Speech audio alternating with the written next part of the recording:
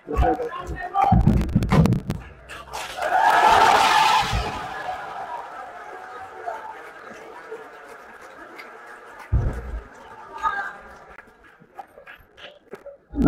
শুনছিলাম, অনেকটাই আমরা ছিঁড়ে গেছি মনে হচ্ছে।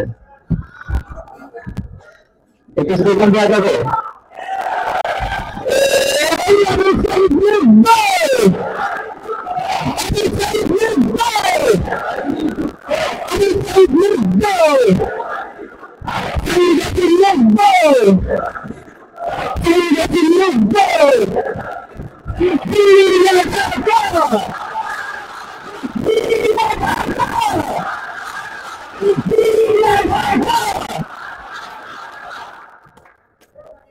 বিদ্যাপীঠ ঢাকা কলেজের সহযোদ্ধারা, আসসালামু আলাইকুম।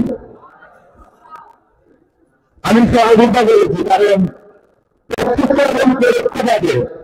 রাজপথে ঢাকা কলেজের সহযোদ্ধাদের আমি পেয়েছি।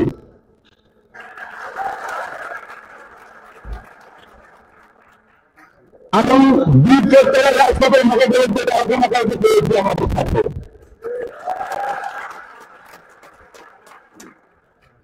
তো আজকের এই ঢাকা কলেজ কর্তৃক জুলাই অভ্যুত্থানে ঢাকা কলেজের অবদান অনুষ্ঠানে আমি শুরুতেই স্মরণ করছি যাদের আত্মত্যাগের বিনিময়ে, যাদের রক্তের বিনিময়ে, যাদের রক্তের উপর তারা দিল আমরা আজকের এই মঞ্চে দাঁড়াতে পেরেছি, সেই সকল বীর সহযোদ্ধা শহীদ ভাইদেরকে, এবং যাদের একটা চোখের বিনিময়ে, যাদের একটা হাতের বিনিময়ে, যাদের একটা পায়ের বিনিময়ে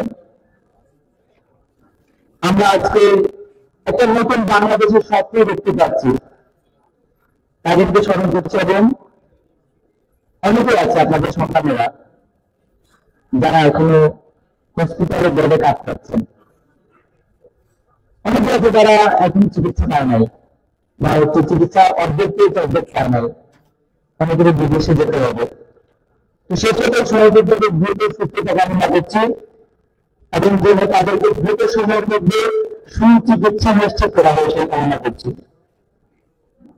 তো ঢাকা কলেজের ছাত্র আমি কিভাবে ধর্মযুক্ত ছিলাম সেটা বলতে আজকে ঢাকা কলেজের আমার করতে চাই না। যখন আন্দোলন চলছিল, আন্দোলনের মাঝামাঝি যে একটা ক্রাইসিস ক্রিয়েট হয়েছিল, একটা থেমে যাওয়ার ভাব ছিল, আপনাদের মনে আছে কিনা আমি জানি না। তো ঢাকা বিশ্ববিদ্যালয়ের সবার সাথে আমার এরকম ভাবে যোগাযোগ সম্ভব হয়ে ওঠেনি। তো আমি ঢাকা কলেজে রাকিব ভাইকে সাথে পেয়েছি।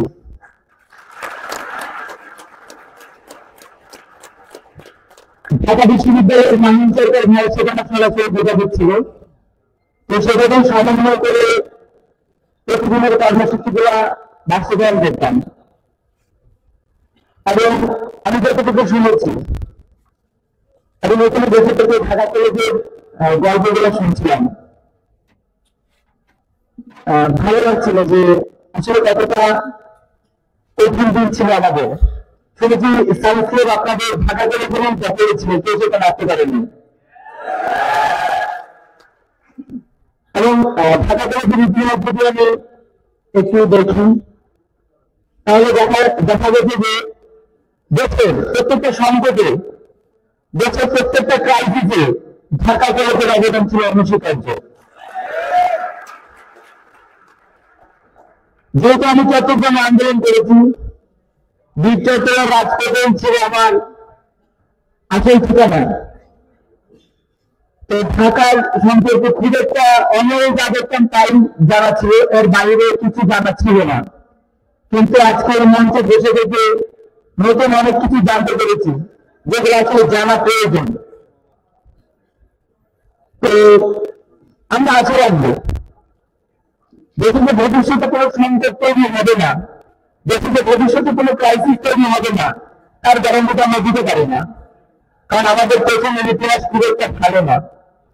আমাদের পেছনের ইতিহাস যদি আমরা দেখি, দেখা গিয়েছে যে আমাদের যখন সংকট তৈরি হয়েছে তখন আমরা এক হয়েছি, কিন্তু যখন সংকটটা কমেছে তখন আমরা আবার বিভাজিত হয়ে গেছি, যার ফলে আমাদের বারবার নতুন কোনো না কোনো সাল এসেছে।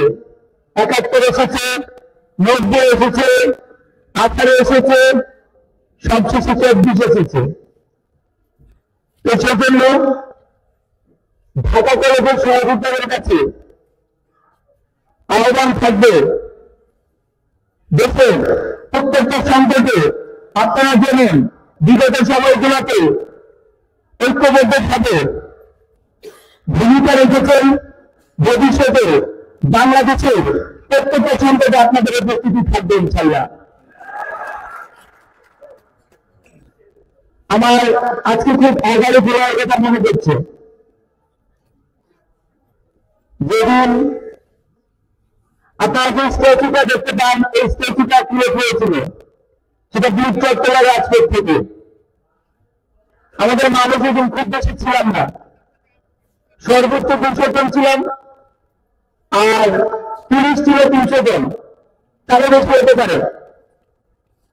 আমাদের টার্গেট ছিল আমরা কোনোভাবে রাজপথ থেকে যাবো না, যেভাবেই হোক আমরা আমাদের কর্মসূচি বাস্তবায়ন করবো। তো ১১ জেলায় আমরা বর্তমানে রেল স্টেশন, যেটা চট্টগ্রামের মেন রেল স্টেশন, এখানে কর্মসূচি ঘোষণা করি। বৃষ্টি ছিল এবং এর আগের দিন সারাদিন বাংলাদেশের ছিল, যার ফলে উপস্থিতি কম ছিল। আমরা যখন দেখলাম রাস্তায় প্রায় ৩০০ জন পুলিশ, আমরা শিক্ষার্থীরা ২০০ জন, আমরা আলোচনা করছিলাম কিভাবে আমরা রাজপথে যেতে পারি। পুলিশ থেকে বারবার আমাদের কাছে মেসেজ আসছিল, আপনারা আজকে রাজপথে যাবেন না, এখানে দাঁড়াবেন, বাইরে প্রোগ্রাম দেবেন আর কর্মসূচি শেষ করে চলে যাবেন। এখানে আমার বন্ধুদের মধ্যে অস্বীকার করার সুযোগ নেই, এবং আমি সুযোগ করতে যাবো না। সারা বাংলাদেশে দেখেছি বিদায়ের ভোটে একটা গুরুত্বপূর্ণ ভূমিকা ছিল আমার বন্ধুদের। যখন আমরা ১১ জুলাই চট্টগ্রাম রাজপথে নামতে পারছি না, তখন আমাদের বোনেরা আমাদের ঢাল হয়ে দাঁড়িয়েছে সামনে, বলেছে আপনারা পিছনে আছেন, আমরা সামনে আছি, যা হয় আমাদের মধ্যে বাবা, তারা পিছায়নি না। আমরা টাইগার কাজ করতে মাত্র পুলিশের বেরোতে জন্য টাইগার কাজ কিন্তু আমাদেরকে ঢুকে দেওয়া হয়, আমাদেরকে বেরো দেবে না। সামনে থেকে দুজন নেগোসিয়েশন করতেছিল আর পিছনে আমরা ছিলাম। তো আপনারা বলতেছিল যে আপনারা কি যাবেন কি যাবেন না, যদি না যান তাহলে বলেন আমরা যাবো। তো আমি যে দুজন নেগোসিয়েশন করতেছিল আপনি বলছি আপনারা নেগোসিয়েশন করেন পুলিশের সাথে, আমরা দেখতেছি। তো এদেরকে নেগোসিয়েশন করতে দিলাম, আপনাদেরকে বললাম আমরা পিছন থেকে ফোর্স করতেছি আর আপনারা সামনে যাবেন, আমরা পিছন থেকে ফোর্স করবো। কারণ একটা আসলে স্ট্র্যাটেজি ছিল যে আপনাদেরকে তো সহজে টাচ করবে না। ধরেন আপনার একজন বোন অথবা আপনার একটা মেয়ে, তাকে যদি পরপুরুষ বা কোনো একটা ছেলে টাচ করে মাঝে মাঝে, এটা আপনি মনে নেবেন সম্ভব এটা। তো এই দিন আপনারা সামনে ছিল, পুরুষ মহিলা খুব কম ছিল, পুরুষের ছিল বেশি, ওরা থাকবে না পারবে। যতগুলা বোন ছিল সামনে প্রত্যেকটা ফিরাইছে এবং বাদে এবার কাজ করছে, একজনও টাইগার কাজ করে দিতে পারেনি। আমরা এক দেশের ছেলে দৌড়ে সামনে চলে গেছি। তো আমরা ভাবছি যে সামনে আর কোনো ব্যারিকেড থাকবে না, এটা পিছনে আছে। ২ নম্বর গেট পর্যন্ত গেছি, যাওয়ার পরে দেখি যে পিছনের পুলিশ সামনের পুলিশ, মাঝখানে পেরে গেছি আমরা। আমাদের বাম দিকে শুধু দৌড়ানোর রাস্তা আছে, পিছনেও নাই সামনেও নাই গানেও নাই। তো যখন পুলিশের লাঠি কাজ শুরু করলো আমাদের উপর, ৩৩০ শিক্ষার্থী আমরা ১ থেকে ১৫০ জন লাইভ করতেছিলাম। তো পুলিশের লাঠিচার্জের কারণে সবাই দৌড়াচ্ছিল। আমি যখন আমরা প্রথম ব্লক করি রাস্তা, এই জন্য আমি একটা কথা বলছিলাম যে কোনোভাবে রাজপথ ছাড়বো না, প্রয়োজন নিজেকে ত্যাগ করবো, খেলায় শেষ করে দেবো, দাবি আদায় না হওয়া পর্যন্ত রাজপথ ছাড়বো না। বারবার আমার মাথায় এটা ঘুরতেছিল এবং এটা আমাকে গিলটি ফিল করাইতেছিল যে আমি তো মানুষ যাদের কোনো কথা দিচ্ছিলাম তাদের সাথে আমি প্রতারণা করতেছি, দেশের মানুষের সাথে প্রতারণা করতেছি। তো যখন দেখলাম যে আমার পিছনে বেড়ায় যাওয়ার আর কেউ অবশিষ্ট নাই, আমি সবার পেছনে ডাকলাম, সবাইকে কেউ দাঁড়ায় না, কারণ স্বাভাবিকভাবে দাঁড়াবে না। ছাত্রলীগের পুলিশ মিলে আমাদের অ্যাটাক করতেছিল, তো আমি দাঁড়ায় গেলাম, চোখটা বন্ধ করলাম, বন্ধ করে আমি দাঁড়ায় গেলাম, বলতেছি যে সত্যি। তো আমি ইন্দালিল্লাহ করতেছি, আপনার কথা মনে হচ্ছে। তারপরে হঠাৎ করে দেখে কেউ আমাদের এসে ধাক্কাচ্ছে, তো দেখলাম যে পুলিশে ধাক্কাচ্ছে, পাত্র তুলে বের হয়ে আসছি আমরা, শরীরে কোনো এনার্জি নেই। তো আমি তালগাড়াকে ধাক্কাচ্ছি, এক পর্যায়ে পড়ে যাই। তো যেখানে 100 মানুষ ছিল, 30 মিনিটের মধ্যে সেখানে 2000-এরও বেশি মানুষ হয়ে গেছে। এবং 11 দিনের পেট থেকে সৈরাতের কোনো বুলেটের বেশি ছাত্র জনতাকে দাঁড়ায় রাখতে পারে না, কেউ বুলেট ভয় পায় নাই। প্রতিযোগিতা শুরু হয়ে গেছে, কার আগে কে বুলেটের সামনে দাঁড়াবে। সৈরাতের রক্তকে তৃতীয় পেটটা ধরে আমরা আজকের এই মঞ্চে দাঁড়িয়েছি। যদি আবার এতে মধ্য সৈরাতের হয়ে ওঠার চেষ্টা করে আমাদের এই দিক কাছে চেয়ে পাবে থাকবে ইনশাল্লাহ। অনেকের আজকে নির্বাচনের বয়ান করে আমি স্বাভাবিকভাবে মানে হচ্ছে আওয়ামী লীগ নির্বাচনে আসবে কিনা সেই সিদ্ধান্ত নেবে বাংলাদেশের ছাত্র জনতা। আমি স্বাভাবিকভাবে গ্রামে বলবে বা হচ্ছে একদম প্রান্তিক অঞ্চলে গিয়ে মানুষের সাথে মিশতে পছন্দ করি। যতগুলো জায়গা আমি দিয়েছি আজ পর্যন্ত একজন মানুষের বলে নাই যে আওয়ামী লীগ নির্বাচনে আসবে কিনা, এটা পরে আমাদের আওয়ামী লীগের বিচার নিশ্চিত করতে হবে। প্রত্যেকটা মানুষ গ্রামে গঞ্জে আনাচে কানাচে প্রত্যেকটা মানুষের চোখে দুশ্মনে পেয়ে আওয়ামী লীগ, কারণ তারা তাদের সন্তানদেরকে হত্যা করেছে। আপনি যে আপনার সন্তানদেরকে যে হত্যা করবে তার যেভাবে মাফ করে দিবেন, আমরা এত শিশু হইতে পারি নাই, আমরা এত শিশু হইতে পারবেও না। যারা আমার ভাইদেরকে হত্যা করছে তাদের বিচার নিশ্চিত করতে হবে। তারপর বাংলাদেশের জনগণ নিশ্চিত করবে আওয়ামী লীগের মতো সন্ত্রাসী সংগঠন রাজনীতিতে আসবে বা নির্বাচনে আসবে কি আসবে না।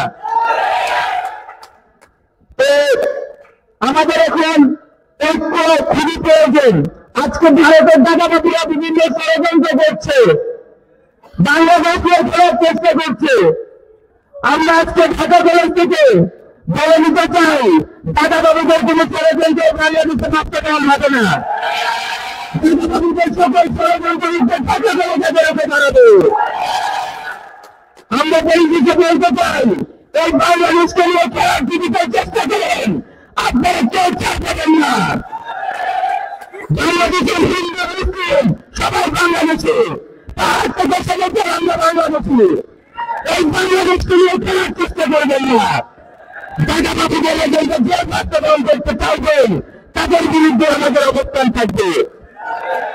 প্রত্যেকটা দেশের সাথে সাথে বাংলাদেশের সম্পর্ক থাকে, ভারতবর্ষের সাথে বাংলাদেশের সম্পর্ক থাকবে। আমাদের চোখে চোখ রেখে এই দেশকে ভাবতে পারার চেষ্টা করে তাদের বিরুদ্ধে চরম হুঁশিয়ারি করে থাকবে ইনশাল্লাহ। ইনকিলাব জিন্দাবাদ, বিপ্লব বিপ্লবী হোক।